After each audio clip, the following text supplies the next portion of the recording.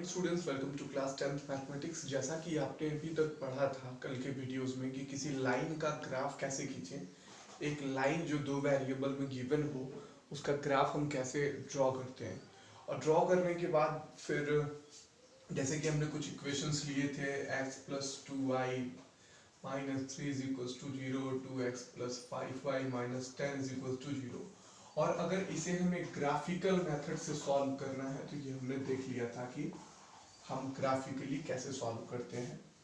क्या देखा था कि पहले हमने पहली लाइन को ड्रॉ किया था एक्स वाई प्लेन में, फिर दूसरी लाइन को ड्रॉ किया था, और जिस पॉइंट पे ये इंटरसेक्ट कर रहे थे दैट वाज आवर आंसर। मतलब कि इस पॉइंट जिस पॉइंट पे एक्स कर रहे थे इंटरसेक्ट, वही एक्स मान लो 10 और 2 पे कर रहे हैं, तो एक्स की वैल्यू यहाँ पे 10 और वाई की वैल्यू 2 हो जाती है।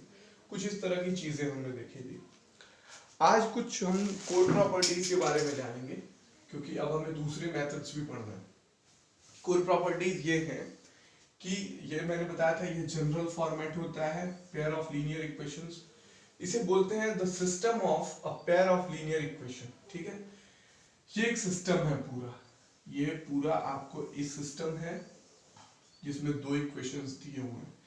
अब जैसा कि मैंने डिस्कस किया था प्रीवियस क्लास में, होता क्या है कि हम देखते ही बता दें कि तीन सिचुएशंस बनती है बच्चों। या तो पेयर ऑफ लीनियर इक्वेशन का कोई एक सॉल्यूशन बनेगा। क्या बनेगा? पेयर ऑफ लीनियर इक्वेशन का कोई एक यूनिक सॉल्यूशन बनेगा। तो उस सिचुएशन में आपको ये देखने में आएगा कि ये this is not equal to this. अब जैसे फॉर एग्जांपल अगर आप लेना चाहें तो आप ले सकते हैं। तो बात कर रहे थे स्टूडेंट हम इन तीन सिचुएशंस की। तो हमारे सामने जो है अभी तीन क्राइटेरिया हमने लिख दिए हैं। यूं कह ले तो ये तीन एग्जांपल्स हैं बच्चों कि system of a pair of linear equation में हमारे सामने तीन सिचुएशंस क्रिएट हो सकती हैं। वो तीन सिचुएशन क्या है, हालांकि ये लैंग्वेज में लिखा है तो हो सकता है आपको समझ में ना आए। सॉल्व करने के बाद ये तीन सिचुएशन क्रिएट होती है। पहला सिचुएशन दिख रही होगी हैज अ यूनिक सॉल्यूशन, मतलब कि x और y का कोई एक यूनिक वैल्यू मिलेगी आपको, x की कोई वैल्यू और y की कोई वैल्यू। ठीक है, या फिर दूसरा सॉल्यूशन ये है कि इनफाइनाइट सॉल्यूशन, x और y ढेर सारे मिलेंगे, एक ही वैल्यू नहीं, ढेर सारी वैल्यूज आपको मिलती जाएंगी। ठीक है, दो कंडीशंस हुई। और तीसरा है कि x और y की कोई वैल्यू ही नहीं मिलेगी। ये तीन ही कंडीशंस हो सकती हैं बच्चों आपको सॉल्व करते टाइम। तो इन चीजों का आप लोग को ध्यान देना और इस चीज को आप लोग पहले समझ लो। फैमिलियरिटी जरूरी है, पेयर ऑफ लीनियर इक्वेशन से सॉल्व करना तो काफी इजी हो जाएगा फिर आपको। तो आपने देखा कि system of pair of linear equation में दो फॉर्मेट हमने पता है कि स्टैंडर्ड फॉर्मेट यही होता है, a1x plus b1y plus c1 is equals to 0 and a2x plus b2y plus c2 is equals to 0। तो तीन सिचुएशंस बनती हैं। पहला यूनिक सॉल्यूशन, मतलब कि केवल एक आंसर आएगा, x की कोई एक वैल्यू और y की कोई एक वैल्यू। दूसरा इनफाइनाइट सॉल्यूशन, मतलब ढेर सारे आंसर्स आएंगे। और नो सॉल्यूशंस, मतलब कोई आंसर ही नहीं आएगा। तो बच्चों इस चीज को थोड़ा सा हम कैसे ही देखते पहचान जाए, क्या कोई तरीका है जिससे हम देखते ही पहचान जाए कि क्या होने वाला है? तो इसके लिए ये कंडीशंस है और बच्चों ये आपको याद रखना पड़ेगा। दूसरी कंडीशन ये है और तीसरी कंडीशन ये है बच्चों। ठीक, पहली कंडीशन यूनिक सॉल्यूशन के केस में क्या होगा कि a1 by a2 का जो रेशियो होगा this will not be equal to b1 by b2। और अगर ऐसा है तो वो सिस्टम जो है लीनियर इक्वेशंस का वो हमें एक यूनिक सॉल्यूशन देने वाला है। जैसे आप यहाँ पे फोकस करेंगे 4x minus 5y plus 16 is equals to 0 and 2x plus y minus 6 is equals to 0। भाई इसमें a1 क्या है?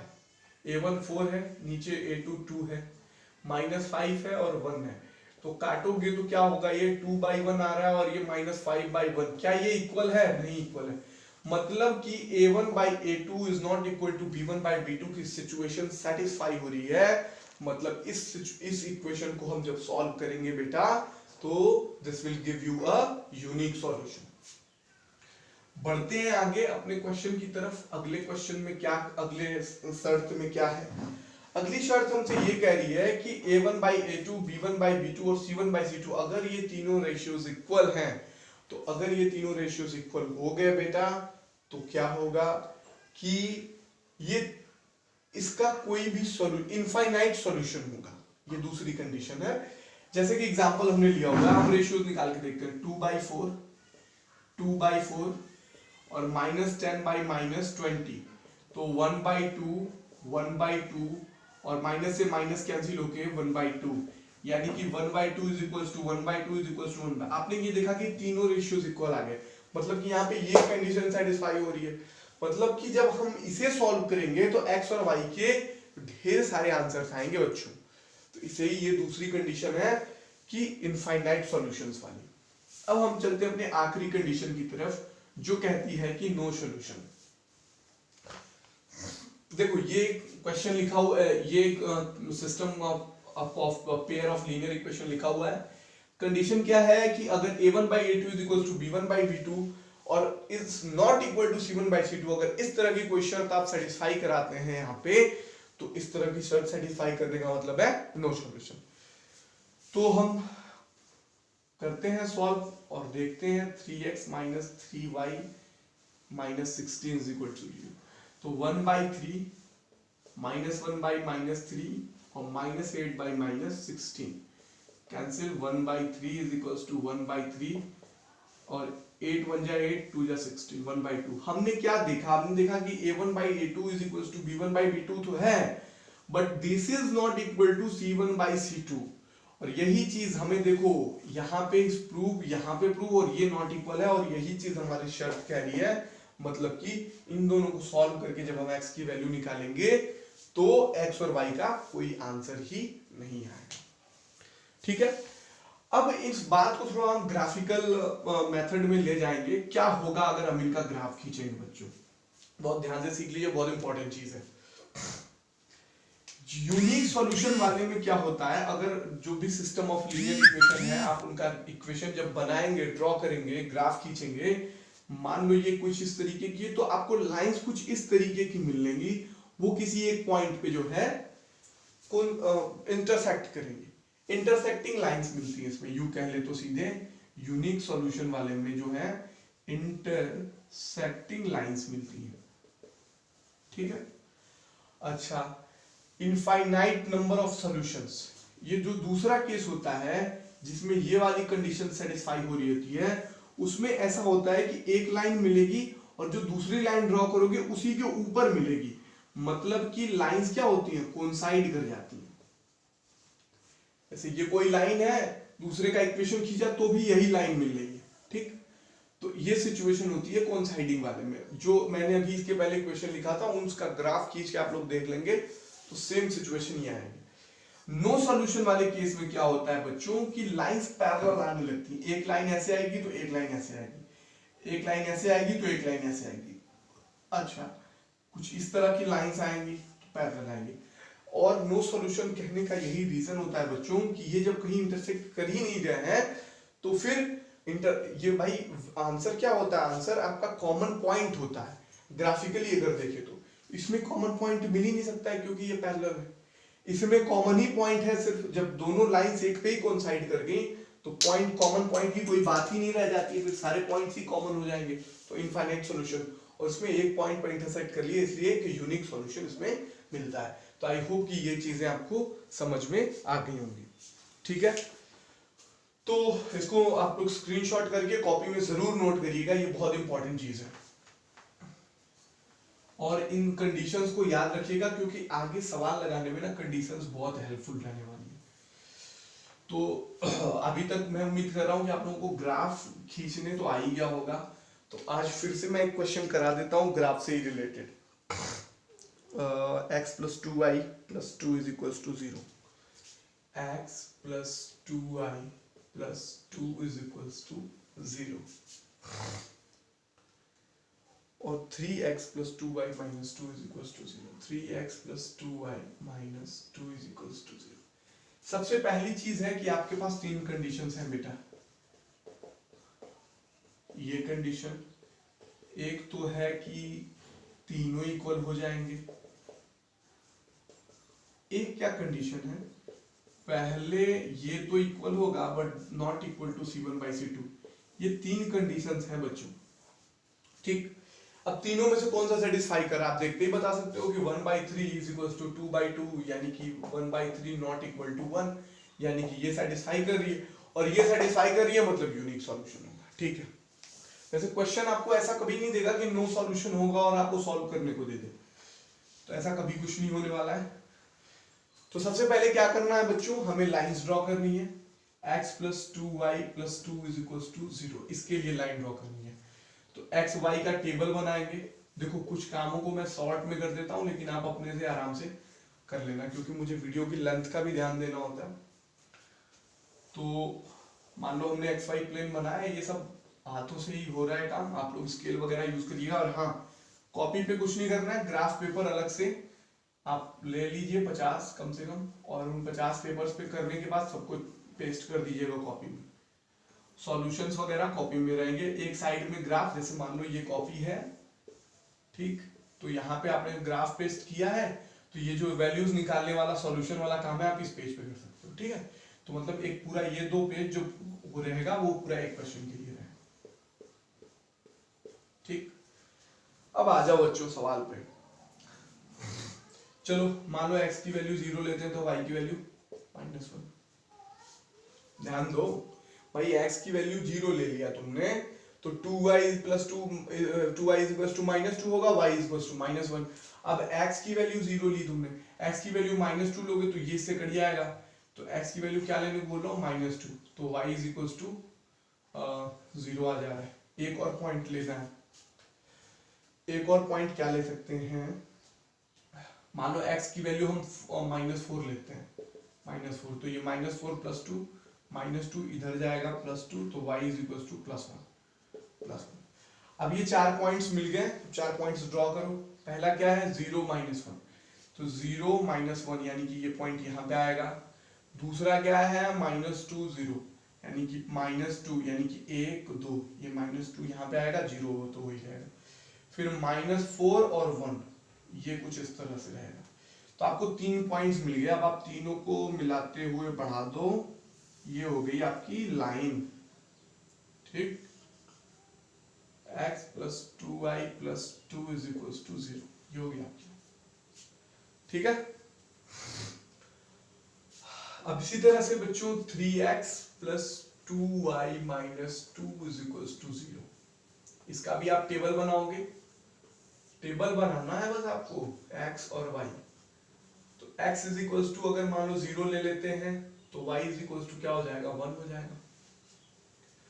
क्यों 1 हो जाएगा, क्योंकि ये इधर जाएगा तो पॉजिटिव होगा, 1 हो जाएगा, ठीक है। चलो अब क्या करें,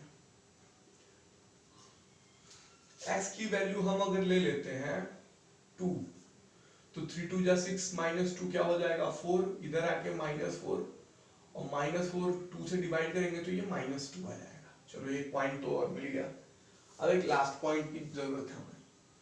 लास्ट पॉइंट क्या हो सकता है, देखिए आपको ये अंदाजे से ही काम करना है, सब मैंने अंदाजे पे ही लिया, ये ले लूं वो ले लूं। आप जब क्वेश्चन करोगे ना तो आपको खुद ही प्रैक्टिस हो जाएगी।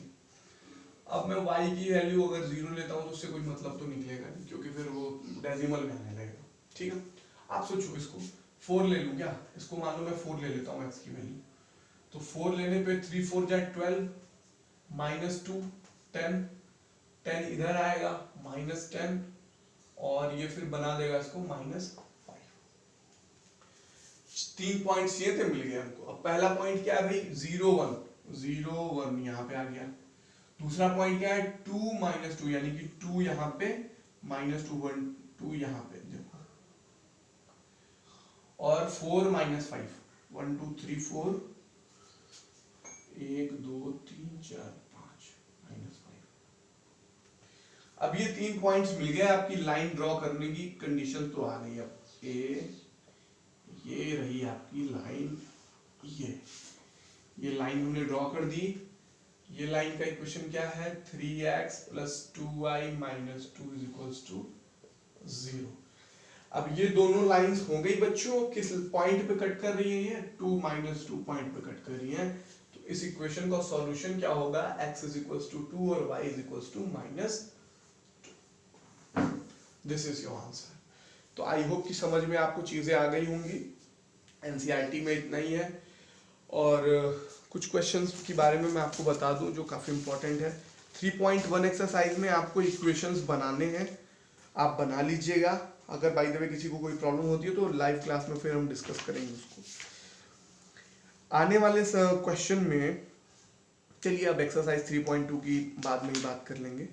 हालांकि अभी ये इंपॉर्टेंट चीजें हैं तो आपको इक्वेशंस ड्रॉ करने आनी चाहिए। तो आप अभी अगर होमवर्क लेना चाहें तो आप कर सकते हैं। हाँ, एक चीज जो काफी इंपॉर्टेंट है वो आप लोग, ये तो हो ही गया होगा आप लोगों का, कंसिस्टेंट और इनकंसिस्टेंट। ये आपके दो वर्ड्स आ सकते हैं, कंसिस्टेंट और इनकंसिस्टेंट, ये दो वर्ड्स रहेंगे। कंसिस्टेंट कब होती है? जब जो भी आपको सिस्टम मिला हुआ है पेयर ऑफ लीनियर इक्वेशन का, उसका कम से कम एटलीस्ट वन सॉल्यूशन, जब कम से कम एक सॉल्यूशन अगर आपको मिल रहा है तो उसे बोलेंगे कि कंसिस्टेंट सिस्टम है। और अगर एक भी सॉल्यूशन आपको नहीं मिल रहा है, no solution you are getting, वो आपको एक ही सिचुएशन में होता है क्या? जब a1/a2 is equal to b1/b2 is not equal to c1/c2 हो जाता है, तो लाइंस पैरेलल हो जाती हैं, तो वहां पे नो सॉल्यूशन हो जाता है। तो उस सिचुएशन को हम बोलते हैं इनकंसिस्टेंट। और जब कम से कम एक सॉल्यूशन मिल रहा है तो उसे बोलते हैं हम consistent system of linear equation. अब एक्सरसाइज 3.2 में पहला क्वेश्चन, दूसरे क्वेश्चन में आपको चेक करके बताना है कि पैरेलल लाइंस आएंगी या फिर इंटरसेक्ट करेंगी या कोइंसिडेंट का मतलब वही कोइंसाइड करना है, एक लाइन आई और एक लाइन उसी के ऊपर आ गई, तो ये आप लोग कर लेंगे। दूसरा फिर वही करना है, कंसिस्टेंट है कि नहीं कंसिस्टेंट है। कंसिस्टेंट का मतलब अगर कंसिस्टेंट होगा तो कम से कम एक तो होगा, इनफाइनाइट हो उससे नहीं मतलब है, कम से कम एक होना चाहिए तो कंसिस्टेंट, और एक भी सॉल्यूशन नहीं है तो इनकंसिस्टेंट। ये आप लोग a1/b1 is equals to a2/b2 is equals to c1/c2 के रेशियो के हिसाब से आप कर लेंगे, ठीक है। अब तीसरे क्वेश्चन में, फोर्थ क्वेश्चन में आपको करना क्या है कि कौन से कंसिस्टेंट है कौन से इनकंसिस्टेंट है, ठीक। ये तो आप रेशियो के हिसाब से देख लेंगे, और अगर कंसिस्टेंट है तो उनको ग्राफिकली सॉल्व करना है। तो क्वेश्चन नंबर 4 में आप लोग इसी तरीके से, जैसे पहला क्वेश्चन है x + y = 5 and 2x + 2y = 10। अच्छा, एक चीज और ध्यान देना, जब क्वेश्चन करना ना तो to be on a safe side, इसको सबको एक तरफ ले आके ही करना, ऐसे, ठीक है, तो ज्यादा बेहतर होगा। तो इसको ऐसे ग्राफ ड्रॉ करेंगे और आंसर निकालेंगे। अगर कंसिस्टेंट है तो, इनकंसिस्टेंट है तो उसका आंसर तो आएगा नहीं। चलिए, तो आज के लिए इतना ही रहने देते हैं, मिलते हैं नेक्स्ट वीडियो में। Thank you, have a nice day.